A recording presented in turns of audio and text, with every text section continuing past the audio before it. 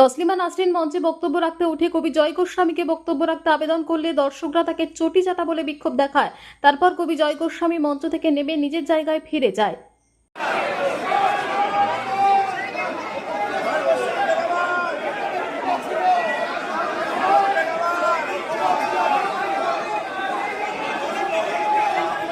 আপনারা একটু শান্ত হন প্লিজ, আপনারা একটু শান্ত হন।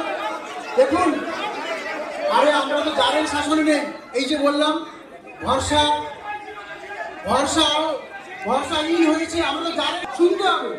আর দিদি যেখানে বলেছেন দাঁড়ান, দিদি যেখানে বলেছেন কোনো কথা হবে না, কোনো কথা হবে না। বসুন আপনারা, দিদি যখন বলেছেন কোনো কথা হবে না, ঠিক।